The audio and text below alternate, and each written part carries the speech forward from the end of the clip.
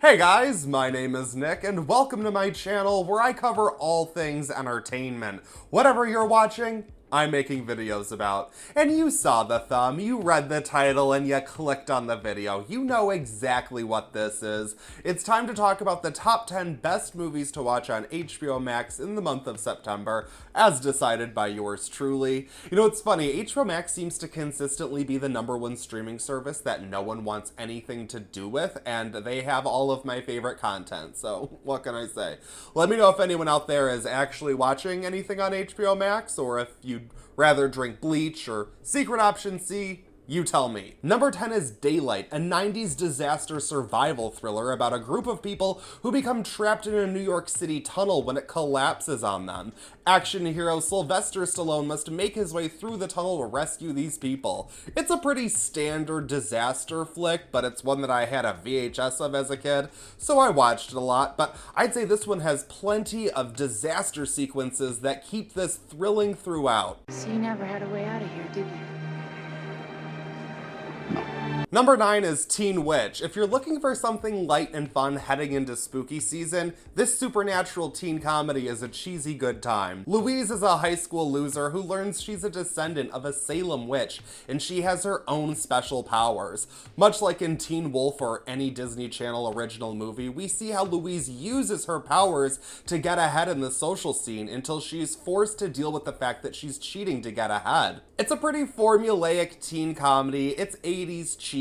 But if you've watched Hocus Pocus 50 times and you're looking for something else to throw on, Teen Witch should be it. Number 8 is Elita Battle Angel, a futuristic sci-fi adventure based on a graphic novel series that didn't get the attention that I think it deserved at the box office, so hopefully people give it a chance on streaming. Rosa Salazar plays Elita, a cyborg who is rebuilt by a doctor out of spare parts. As Elita begins her new life, she realizes there's more to her past than she thought, and she's no ordinary cyborg. It's a bummer we'll never get the 5 sequels to this that we deserve, but this was a much better action movie than I was expecting personally, so go fall in love with it. We'll start the social media campaign for a sequel later. No, sorry, it's never gonna happen, I'm sorry. Number 7 is The Good Son, a creepy kid drama thriller starring baby Elijah Wood as a kid who goes to stay with his aunt and uncle and befriends his cousin played by a creepy little Macaulay Culkin. And creepy little Macaulay Culkin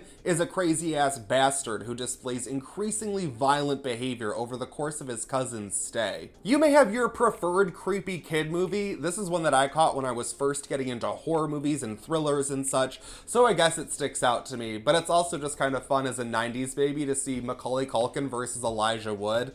That's just funny. But I like a lot of these movies that follow this formula, whether it's a stalker thriller or a creepy kid movie. Whenever you have an antagonist who is doing these little things that get progressively worse throughout the film until they finally snap, that's always just a good time to me. And whenever you have a creepy kid doing it, that's extra disturbing. Say goodbye. Number 6 is A Star is Born, a romantic drama starring Bradley Cooper and Lady Gaga. You know what this is. An alcoholic musician reaches the end of his career as he discovers a blazing new talent, and he passes off his stardom to her as they fall in love. I can't help it. This one just brings out the basic bitch in me. I'm just over here like, tell me something, girl. Nope, sorry, I'm not a singer. I don't sing. This is the 4th version of this exact storyline, and we've seen numerous copycats over the years, but the reason that this one specifically works so well is because the acting is so natural, the music is actually good, and the direction keeps things grounded and investing throughout. I'm not even the biggest Lady Gaga fan, and I'm over here like, I'm off the deep end. Okay, I'm never gonna sing again, I promise. Number 5 is Insomnia, a murder mystery remake of a Norwegian film that is directed by Christopher Nolan and stars Al Pacino as an LA detective who is called to a small Alaskan town to investigate the murder of a local teen girl. This is all going on during a period where the sun doesn't set, which triggers the protagonist's insomnia.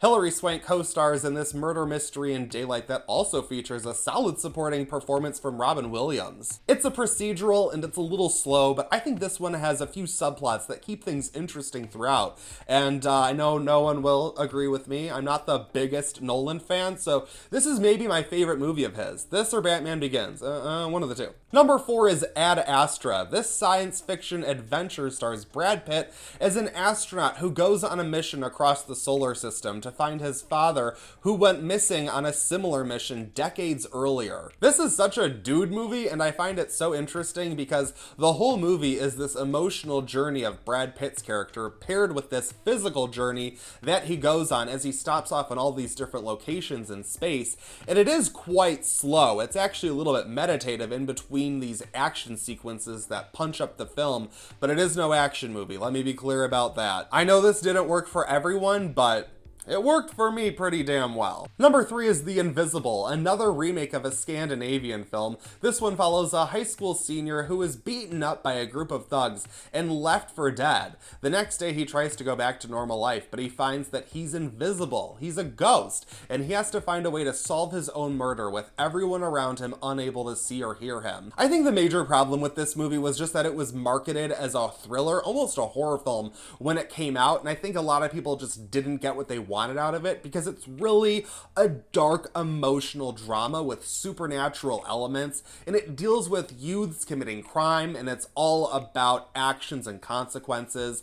I can't guarantee that you'll like any of the movies on this list, especially this one, but I think it's pretty underrated. Look into it if you think it's for you. Number 2 is Death Becomes Her. Yes, I'm looking out for you spooky folks out there. This horror comedy is the ultimate frenemies flick. Meryl Streep and Goldie Hawn star as rivals who both experiment with a potion that makes them immortal. Unfortunately, they both have to deal with some side effects that neither of them were prepared for. This one does take a little bit of time to get to its main premise, but just seeing Streep and Hawn on screen together is such a delight. The horror elements might be very light in this one, but it might be the comedy that you need this holiday season. Drink that potion, and you'll never grow even one day older. Bottoms up. No warning. Now a warning? Number 1 is Joker. Yeah, you know what this is, and how could I not recommend it? Joaquin Phoenix plays Arthur Fleck, a street-side clown and aspiring stand-up comic who descends into madness as he feels the walls closing in on him. Arthur becomes a vigilante and forms his alter ego, the Joker. I was really surprised by how good this movie is. It's one that I had to drag a friend along and go see again just to show them how good it is.